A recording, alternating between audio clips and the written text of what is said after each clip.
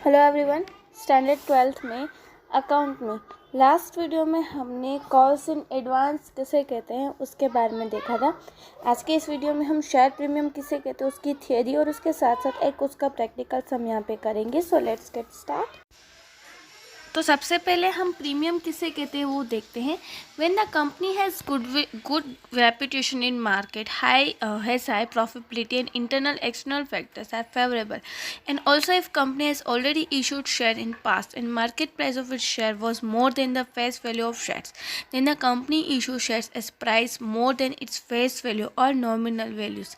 When company issues shares at a higher price than the face value, the shares are said to be issued at premium.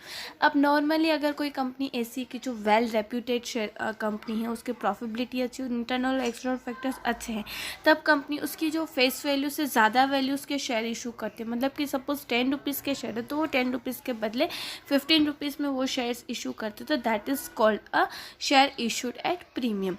When the shares are issued at premium, the amount received in excess of the face value is credited to separate account. As per the company, such a account is carried out to security premium account और security premium reserve account.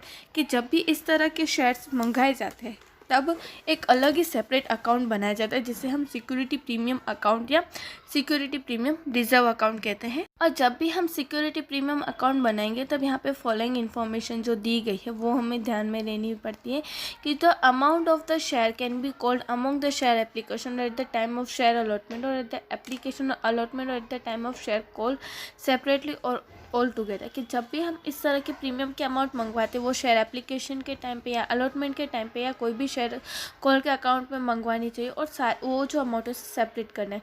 इसके लिए कोई भी legal restriction नहीं है कि कितनी amount जो है वो हमारे लिए हम प्रीमियम में मंगवा सकते हैं। अब ये जो प्रीमियम है वो हमारे लिए कैपिटल प्रॉफिट है, मतलब कि वो बहुत टाइम के बाद हमारे पास आता है, वो रेवेन्यू प्रॉफिट नहीं है। The balance of security premium account shows the equity and liability part of balance sheet under the head of reserve and surplus as a security premium reserve. अब इसकी एंट्री हम कहाँ पे करेंगे? बैलेंस शीट में liability side as a reserve and surplus, क्योंकि वो हमारे लिए एडिशनल प्रॉफिट है। Amount of security premium can not be utilise for the payment of dividend, कि हम उसको डिविडेंड पेमेंट के रूप में उसका हम यूज़ नहीं कर सकते क्योंकि वो कैपिटल प्रॉफिट है, तो उसे हम अलग जगह पे उसका इन्वेस्टमेंट हम करेंगे। Under section 52(2) of companies act the amount of security premium में be use for following purposes.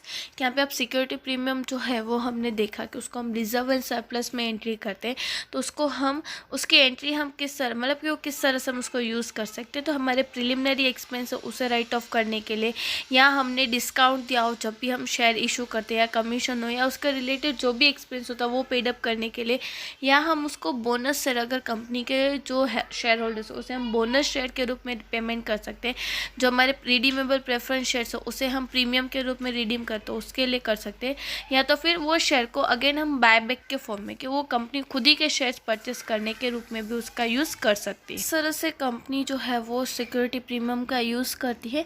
अब हम उसकी जनरल एंट्री देखते हैं कि अगर प्रीमियम से अगर कंपनी अमाउंट मंगवा रही है तो कौन सी जनरल एंट्री होती है। कि अगर एप्लीकेशन के साथ मंगवाई जा रही है तो सबसे पहले तो हमारे पास एप्लीकेशन की मनी आती है, तो वो है bank account debit to application account credit. Then when the allotment is made, कि अगर हम जो अलॉटमेंट अगर हम करें at that time share application account debit to share capital account credit and security premium account credit. कि जो हम अलॉटमेंट के साथ जितनी अमाउंट मंगवाई है एप्लीकेशन के साथ वो, और सिक्योरिटी प्रीमियम की अमाउंट जो है उसे हम अलग से सेपरेट अकाउंट में जो है सामने आगे देखा उसकी एंट्री हम करते हैं।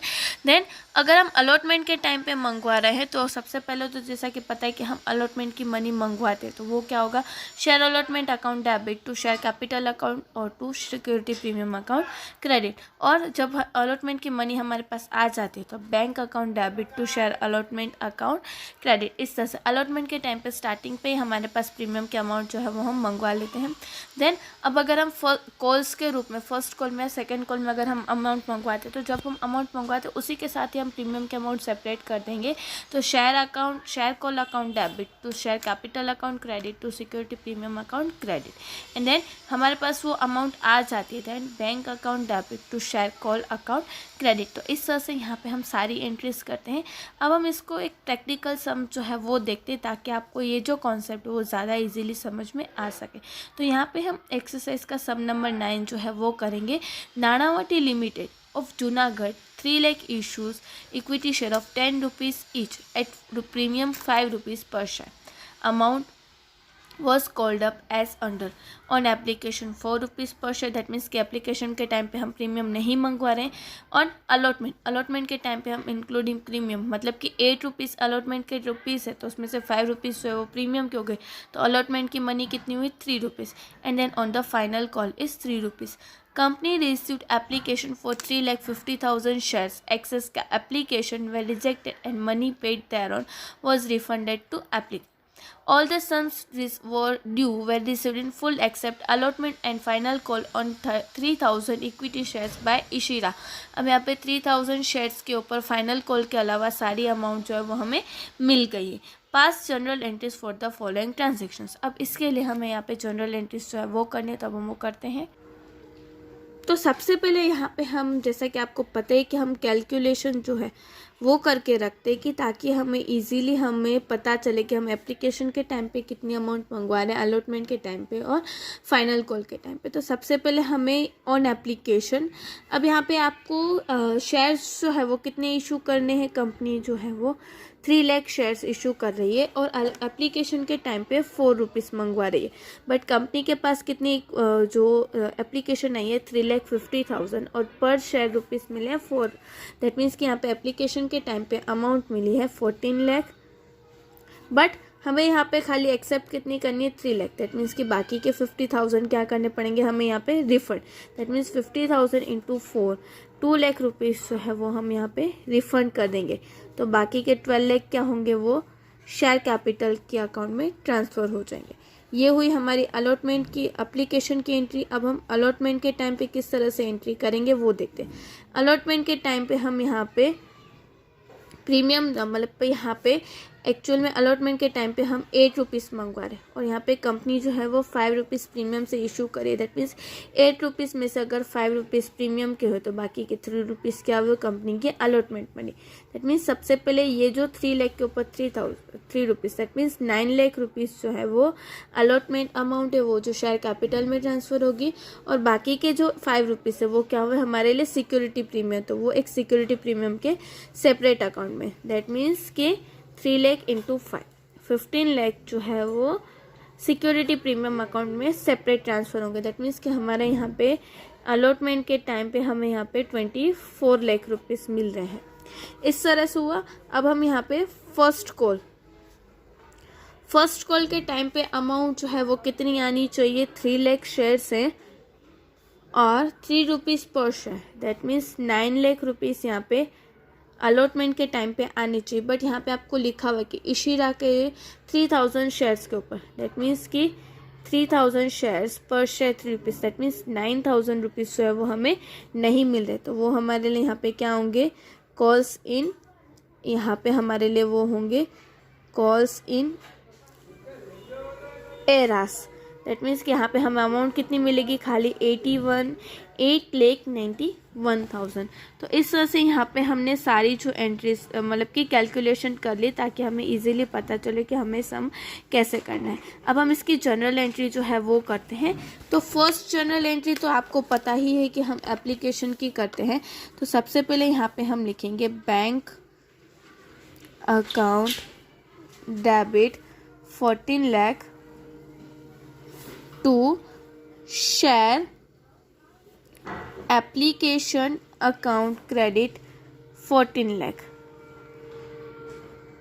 अब इस 14 लाख में से सबसे पहले हम क्या करते हैं, यहाँ पे जो अमाउंट हम रिजेक्ट करें, रिफंड करें वो, और शेयर कैपिटल के अमाउंट जो है वो हम अलग अलग कर लेते हैं। तो यहाँ पे हमने लिखा equity share application account debit ₹14 lakh to equity share capital account 12 lakh to, यहाँ पे हम इतनी अमाउंट रिफंड करें, दैट मीन्स कि to bank account credit 2 lakh. इस तरह से यहाँ पे हमने एप्लीकेशन के अमाउंट जो है वो जो कैपिटल अकाउंट में ट्रांसफ़र करनी थी उसकी कैपिटल अकाउंट में ट्रांसफ़र कर दी और बाकी को हमने रिफ़ंड कर दिया। उसके बाद यहाँ पे आएंगे अलॉटमेंट। तो अलॉटमेंट के टाइम पे यहाँ पे हम सबसे पहले लिखेंगे कि हमने अलॉटमेंट की मनी जो है वो मंगवाई है। तो सबसे पहले equity share allotment account debit. अब अलॉटमेंट के टाइम पे जैसा कि हमने यहाँ पे देखा था हमें कितनी मिलेगी 24,000। तो यहाँ पे अलॉटमेंट अकाउंट में लिखा हमने 24 लाख टू। अब यहाँ पे इक्विटी शेयर कैपिटल कितनी होगी 3 लाख के ऊपर 3 रुपीज़, दैट मीन्स 9 लाख हमारी इक्विटी शेयर कैपिटल है। तो यहाँ पे हम लिखेंगे equity share capital account 9 lakh और बाकी के हमारे लिए प्रीमियम है। तो यहाँ पे हमने लिखा टू सिक्योरिटी प्रीमियम अकाउंट यहाँ पे 15 लाख। यहाँ पे ये सारी चीज़ें हमने पहले ही आगे कैलकुलेट कर ली थी। अब ये प्रीमियम के अमाउंट हमें मिल रही है, दैट मीन्स कि हमने लिखा बैंक अकाउंट डेबिट 24 लाख यहाँ पे 24 लैक्स के हिसाब से बैंक अकाउंट में यहाँ पे आपको क्या देगी इशिरा जो है उसकी यहाँ पे हमें अलॉटमेंट के टाइम पे भी पैसे नहीं मिल रहे। दैट मीन्स कि यहाँ पे अगर हम देखने जाए तो 24 यहाँ पे इशिरा की जो शेयर्स है 3,000 और अलॉटमेंट के टाइम पे हमने जो अमाउंट है दैट मीन्स कि 8 रुपीज़ जो है वो प्रीमियम के हिसाब से, दैट मीन्स 24,000 जो है वो हमें इशिरा के नहीं मिल रहे हैं। यहाँ पे आपको लिखा हुआ है कि जो ड्यूज जो है वो इशिरा की जो है वो शेयर अलॉटमेंट और फाइनल कॉल के अलावा सारी हमें यहाँ पे इशिरा के अलावा सबके अमाउंट मिल रहे। अब इशिरा के अगर हम अलॉटमेंट के टाइम पे अमाउंट कैलकुलेट करने जाएंगे तो आएगी 24,000। अब 24 लाख में से हमें 24,000 नहीं मिलने वाले, दैट मीन्स कि बाकी की यहाँ पे अमाउंट कितनी मिलेगी 23,76,000 जो है वो हमें यहाँ पे मिलने वाले हैं। तो यहाँ पे हम इस तरह से लिखेंगे bank account debit 23,76,000 to equity share allotment account 23,76,000। तो इस तरह से यहाँ पे हमने अलॉटमेंट की एंट्री कर दिया। अब हम फर्स्ट कॉल मंगवाते हैं जो हमारा है equity share first and final call account debit. तो यहाँ पे हम फर्स्ट कॉल की जगह पे हम फाइनल कॉल भी लिख सकते हैं to equity share capital account. Amount हम यहाँ पे मंगवा रहे हैं 9 लाख बट हमें यहाँ पे 9 लाख के बदले हमें यहाँ पे कितने मिल रहे हैं 8,91,000 क्योंकि इशिरा के 3,000 शेयर के ऊपर हमें नहीं मिल रहे। तो यहाँ पे हम इस तरह से लिखेंगे bank account debit 8,91,000 to equity share final call account debit 81,91,000। अब यहाँ पे मैंने 2 एंट्रीज जो है वो की हैं। यहाँ पे हम बैंक अकाउंट जो है उसमें यहाँ पे देख रहे हो कि आप 8,91,000 मिले। तो उसकी अगर इसके अलावा अगर मुझे कोई दूसरी इसकी जैसी अगर एंट्री करनी हो तो यहाँ पे हम इस तरह से लिख सकते हैं bank account debit 8,91,000 calls in arrears जो हमें नहीं मिल रहे हैं account debit 9,000 to equity share final call account credit 9 lakh. यहाँ पे ये जो एंट्री की उसके बदले आप ये वाली एंट्री करोगे तो भी सही होगी। और सेम इट इज़ फोर्थ वाली जो हमने अलॉटमेंट के टाइम पे की कि उसके बदले आप यहाँ पे इस तरह से भी एंट्री कर सकते हो कि बैंक अकाउंट डेबिट 23,76,000 फिर calls in arrears account 24,000 to equity share allotment account credit 24 lakh. यहाँ पे आप कोई भी एंट्री करोगे बट अमाउंट जो है वो ऐसी ही आनी चाहिए। तो हम कोई भी एंट्री कर सकते हैं, कोई गलत नहीं होगी। तो इस तरह से यहाँ पे ये जो समय हमने पूरा सॉल्व किया कि जो अमाउंट कॉल्स इन एरास की थी और प्रीमियम की थी उसको हमने उसके सेपरेट अकाउंट में ट्रांसफ़र कर दिया। आपको आपके होम असाइनमेंट में ये वाला जो सम है वो तो सॉल्व करना ही है, और उसी के साथ साथ यहाँ पे जो हमने प्रीमियम वाली जो इन्फॉर्मेशन ली उसकी जो जनरल एंट्रीज है वो आपको आपके होम असाइनमेंट में करनी है, और ये सम करना है। नेक्स्ट वीडियो में हम अनदर सम्स के साथ मिलेंगे। Thank you.